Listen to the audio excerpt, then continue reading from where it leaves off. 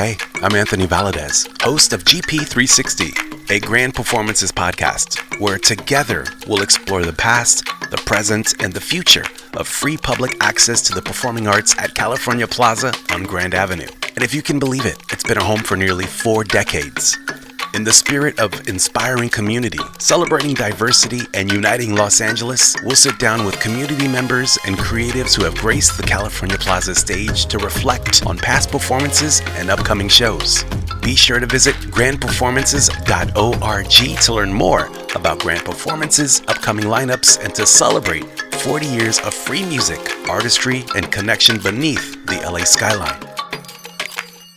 Now, Thes One has been a master of crafting beats and soundtracks that represent the grit and soul of Los Angeles for over 30 plus years. As a lyricist and a producer, Thes was one half of the legendary duo People Under the Stairs, alongside the late great Double K. The duo would go on to rock the world and share the stage with the likes of Biz Markie, Ice-T, Master Ace, De La Soul, and countless others. But in our conversation, we'll connect the dots from the Grand Performance stage and reflect on his heartwarming 2023 performance of Farewell My Friend in tribute to his late great partner. This is Thes One.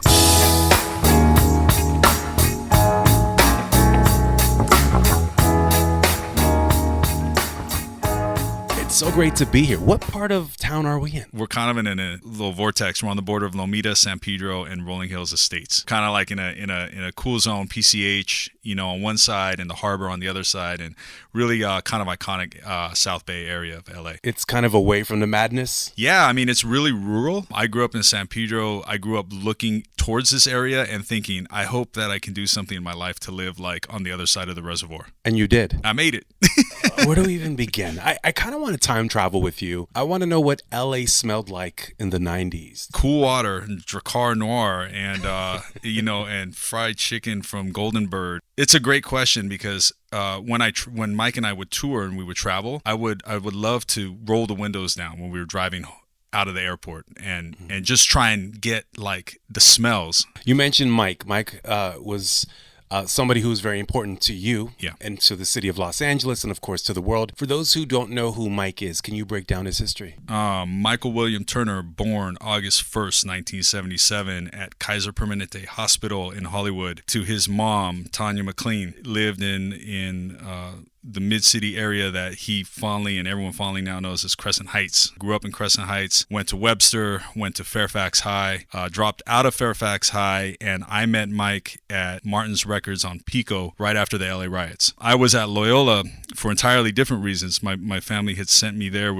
on a prayer, basically. Get him away from his friends in San Pedro, get him out to LA. And then the riots happened, and there was this strange moment in LA, early 90s, after the riots. There was a weird unity, I think, that came. I mean, hell, we had a club named Unity. That was like the biggest hip-hop club where Mike and I would go. It was the type of place, LA at that time, where in the rebuilding of that, in all of that struggle, there was this sort of like feeling of opportunity. Like you could recreate yourself in a way. And so it didn't matter like that I was from San Pedro. Like I started hanging out with these guys out there and we were all about music. I won't say I reinvented myself because I was part of music crews here in the South Bay, but it just, those geographic barriers kind of broke down a little bit during that period of time. And that's when I met Mike, and then we were best friends in a music group for the next, however many years. Before we get to that music group, do you remember that moment when you knew this dude's going to be in my life? Yeah, I was at my high school at Loyola. I was the guy, quote unquote, making beats. There's always one.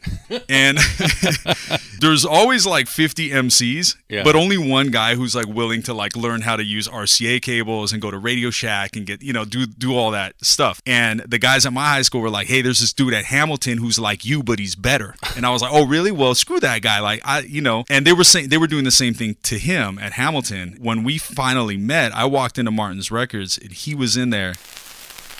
And they're like, hey, that's the guy. That's the guy right there. And we looked at each other and it was like, okay, we're either going to fight or we're going to play each other our beats. My friend Ben had this red Corolla and it had a system in the back, like a giant, like just this Allen Edge, just really stupid system. And he looked at me, I looked at him, and he was like, you got your tape? And I'm like, I got my tape. You got a tape? He's like, I got tape.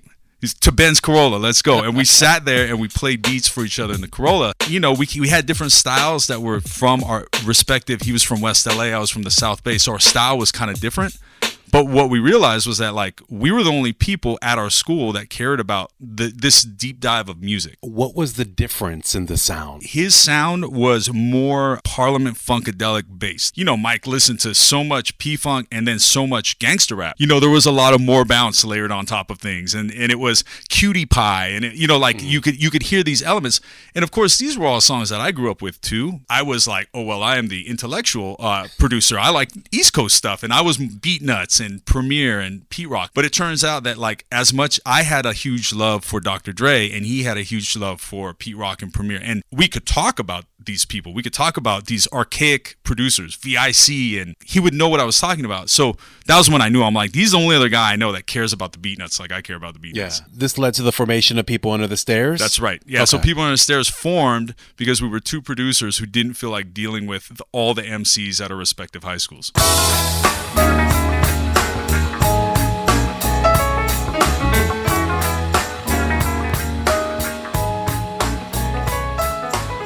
The irony is that we didn't set out to be that group. And we didn't really set out to be like famous. We never tried to get signed to a label. I looked up to the Minutemen in San Pedro. I looked up to like this idea of like We Jamicano. Like I grew up around punk rock dudes and hip hop dudes. We were very like rootsy. He had the same vibe. And so we kind of agreed. We were like middle finger to the industry. We're going to press up our own stuff. We're going to be independent. And so then, yeah, next thing you know, we're taking our 12-inch to Aaron's Records on consignment. Taking, you know, we're hey, can you guys put this in and beat nonstop on Melrose? And then it just, people liked it. So then we go, well, now what do we do? What do you think you and Mike would do going back in time? Would you do the same thing? As a parent, I think about this now because I have a son and a daughter. We could go back in time. You know, I don't think it could ever happen again the same way it happened. Just because a lot of luck, a lot of randomness, just a lot. I mean, just meeting him in the way that I did and having that tape. If I didn't have that tape on me, would I get his pager number and beep him at some other, you know, like we wouldn't. Yeah.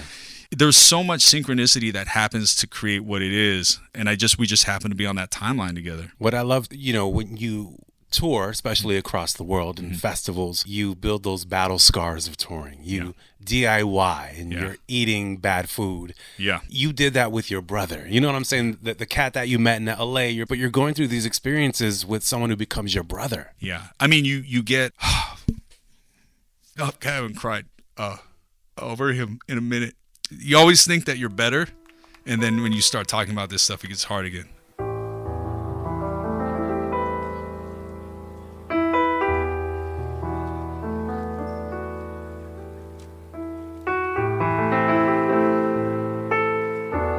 You know, we shared a lot of good times. We shared a lot of things that changed me, like fundamentally changed me. And part of that is like, I'm not black, you know, and he's not Latino. And so at different moments in time, I learned things being with him that really fundamentally changed how I look at the world, fostered this empathy that allowed me to kind of see how other people are treated in different situations, you know, whether it's driving through the South in the early 2000s and getting ran out of town by cops or dealing with neo-Nazis in Ohio like we did one time, or him seeing me get pulled out of line after 9/11 so many times getting on a plane because I kind of present Middle Eastern, you know, and he would get really mad, you know, but leave him alone. It changes you because all of a sudden we were just two rap dudes. And now like we're dealing with like geopolitical situations and cultural things, and like we weren't necessarily prepared for it. And so those are the things that kind of go unspoken. They're not in our music, but those are the things that I truly like are part of me with him. Which leads us to this grand performance Get Down that you did on August 12th, 2023, and it was called Farewell, My Friend. So now you're performing at the stage that you get to drive to. You're not tour buses, and everything's a little more easier, but he's not with you. And also it's right in the heart of LA. You know, Mike and I, as we toured, for 20 years or 21 years, we were on the road consistently. Everywhere we went, we had this song called the LA song. It was always a highlight for him and I. We would lead the crowd in this chant. We would make him say, LA, California, and then we would make him do that, and then we would drop the beat. And I mean, we would make New York do that. We would make Shanghai do that. We would do it in Auckland. We would do it all over the world. Always we did it for LA. And so then to come back and kind of do this final thing right in the heart of LA, you know, my dad worked in the basement of Transamerica on Hill Street when I was a baby, like trying to make ends meet, like to do this show right up the street, you know what I mean? Like that's it felt like a little closure, It felt like it was bringing it right back to where it should end. I should correct myself. I said he wasn't there, but I think we know he was there. Yeah, it felt, if it feels, it's hard to say what the brain is sort of overlaying. Yeah. And what's real, especially when you're grieving. And I know a lot of people in LA in particular coming out of COVID, like there was a lot of grief to go around. We lost a lot of people. We lost a lot of rappers and producers. And, I think that moment for me, a lot of people related to it because they had been going through their own thing. Yeah. And just making that record and getting that show together was something that gave me a little bit of closure. You did this live performance with the band. What was that like? They carried me. Caduano, who is a longtime friend and just one of the most amazing, talented pianists and keyboard players and just musical minds I've ever had the pleasure of knowing. She played piano. Ethan Parsonage, who goes by Headnotic, was on bass. This is Mission, right? Yeah, it's Crown the Mission, City Rockers. basically. Yeah, it's basically Crown City Max Rockers. McVitie on Max drums. McVitie on drums. Okay. It's Crown City Rockers. For those that don't know, they carried me. They basically, I wanted to do it, and we recorded the initial studio recording of the album, and that's a whole other story. But as far as the live show goes, you go into like an old lady's house and you go in the bathroom and there's a thing on the wall that says like, when you were walking on the beach, there was only one set of footprints, and you look back, that was carrying, like whatever that thing is in the old lady bathroom, that's them. Yeah. They carried me. Like, we can look back and talk about the show, but it's really just them. It's their footprint.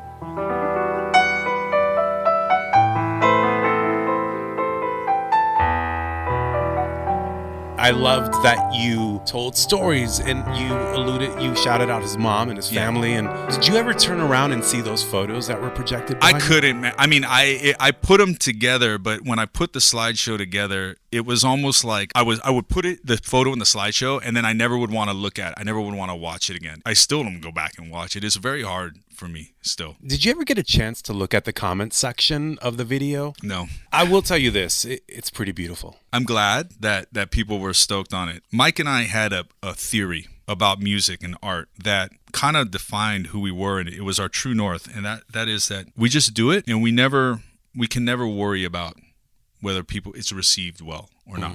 Because if that starts to become part of the narrative for us as the creators, then it could affect what we're doing. Because there was a moment in time where we did let critics sort of get to us early on in our career. And we realized that was creating this anxiety and angst. When we would get in the studio, we would think about what are the comments going to be. So from that point forward, we really tried to just do it. And so no, I never went back and looked at it. But I'm glad people liked it. Can I share one comment with you? Sure. The Liquid Sword on YouTube said 48 minutes of goosebumps and bittersweet tears. Mike was beloved by all. When we were on the road, we didn't have a manager. We didn't have a firewall between us and the fans. We never charged for meet and greets. People wanted to talk to us. We were at the merch table, or they would just walk into our green room. Sometimes we'd be like, all right then guys, like get a little space here. But it was really important for us to be there for them. And Mike in particular, I sometimes had to be the bad guy because I was handling some of the management stuff, but Mike was always just there for everyone. And so I think when people watch that or they listen back to it, they live through their own times. Oh, I met this guy in Colorado and he was so cool. And and he was just the most generous, loving person that ever toured, and was out there for the people.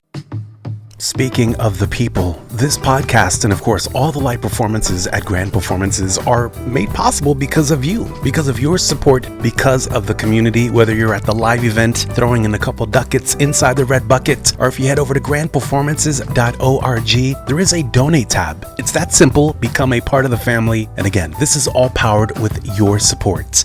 Now let's get back into our conversation with Thes One as we talk about that wonderful live performance that happened only at Grand Performances.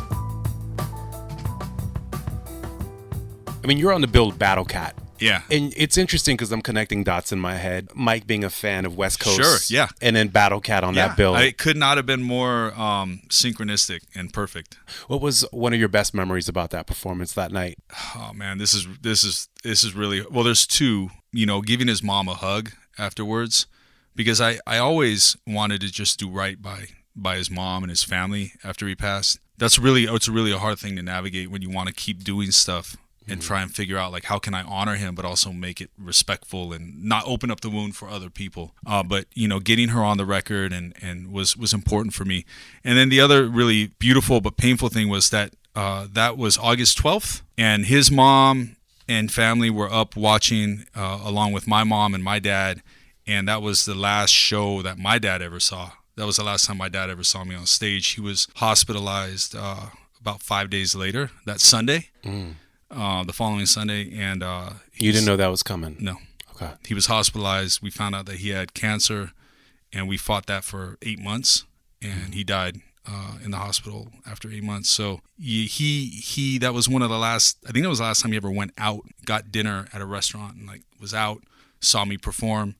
Next thing you know, he's in the hospital, and he fought a good fight, but he never made it out. So that night, I'll always remember those two things. So People Under the Stairs is kind of a scrapbook of your life and Michael's life. I mean, it is the tree and all the branches with life experiences. Yeah, I mean, it's a very personal project, and I think because of that, our fans feel very personally connected to us. You know, we talked about a lot of personal things in rap music.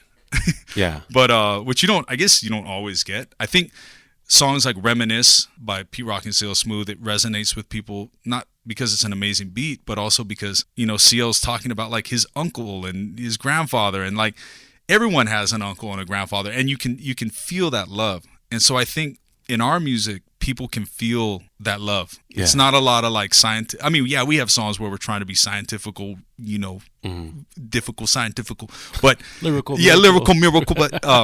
But there's a lot of meat there. You know, we rap about a lot of. We were rapping about gentrification a long time ago in LA and things like that. And so we left it all on the court to say, and we rapped about things that were extremely personal, no matter how difficult. It was like therapy, kind of. Yeah. You know? You're a father. Did your kids come out to the show? Yeah. What was that drive home like? From the 110 to the 405, and you did this performance. Yeah. You didn't know your dad was going to pass. Right. But your kids got to see you. Yeah. We had a little after party, and I DJ'd for like 2.5 hours. They made you work after your show? Oh, my God. Free after party at this bar called Thunderbolt, and I just started DJing, and I was playing songs that I was playing like songs from our collection, like not our collection, but you know what I'm saying? Like songs that we would play when we were out to disco rap and all this stuff. And I started DJing, and about a half hour went by, and I didn't feel like stopping. And in an hour, next thing you know, it's like 2 hours, and they're like, yo, you need to turn it down, man. You're done. Like it's time to shut it down. I wasn't ready for the night to end. No. You know, I wasn't ready for that whole thing, because always when you have something like this, whether it's a funeral or a show like this, there's you're running on adrenaline, and then the hardest time is like 2 days later. You know, you feel it. You feel it. There's nothing left to do. There's nothing to plan for. There's nothing to put all that energy into other than that overwhelming grief that resurfaces, and you go, oh, it's back. What was it like with that grief, but looking out at the LA sky, when you're on stage and you look out, and you see these gigantic buildings? Obviously, there's a lot going on specifically with this show, but what makes this space different for you than all the other spaces you've rocked? I think one is the geographic location. It's in LA, right? But it's also like, it's in this sort of yoke of LA where the 101 freeway, the 110 freeway, the 5 freeway, like the 10, like they're all, it's in between all of these things. And these freeways in our culture of LA, they bring people together. My story is very much about traveling the 110. Like the 110 freeway is as much a part of my story as it is music. And for him, the 10 freeway was his connection. And so these freeways become almost like personal for us, you know, like there's some guys that are 605 guys. I'm not a 605. That freeway has zero, you know, it has nothing for me. Yeah. But the reason I bring this up is because that venue is right there, surrounded by all those freeways coming together, like a heart with all these arteries. Arteries. Yeah. That's what I was thinking. Yes, right in the center, right in the soul of the city, where it pumps out to all these different places. Yeah. You know? It's interesting, too, because the Arteries is a great connector to what People Under the Stairs was about. It was Arteries of gentrification, about human experiences. In addition to that, you touring, and you know, I love listening to your war stories, if you will, on tour. Sound guys and you know, everybody say ho. Nothing. Like the delays. But now you're at Grand Performance. You're hometown heroes. You're the hometown team. And this show must have been so nice, the sound check, and to know that it's much smoother than the grit that you had to deal with. The crew was amazing. Grand Performances, of course, is just, they bend over backwards to make the show amazing. And they treated this show, and shout out to them and everyone involved. I don't want to get into names or whatever, but like just the organization, knowing how emotional the show was for me, they really did everything they possibly could and then some to make it happen, to make me comfortable. And it was really just amazing. I was worried. I didn't want to let LA down, but Crown City came through. Like, I mean, they're so solid. In closing, I think one of the most important questions that I didn't get to ask you about this show was catering. Yeah. What was that like? I couldn't eat, man.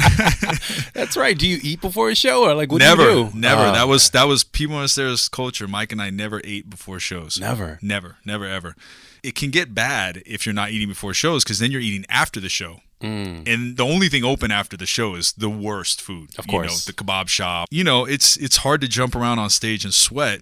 If you can't, eat. I was in a suit that night, so I was really just jammed into that thing. I did not want to.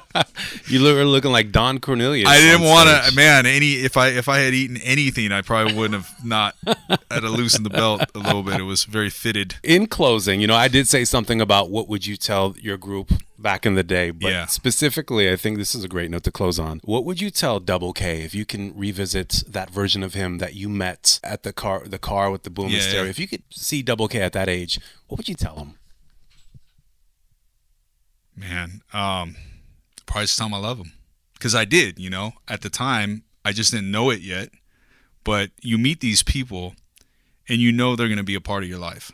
You just don't know how, and you know that you're forever changed. Like some people say when they meet someone that they're going to marry or like that. Like, it's a similar thing. It's not a romantic love, but it's a love. It's a familial love, and that person is going to change your life. So I'll probably just tell him I love him and thank him for being in that moment, in that time, and having that tape with those Battle Cat style beats, and we're ready to go. That's one. Thank you so much. We appreciate your time.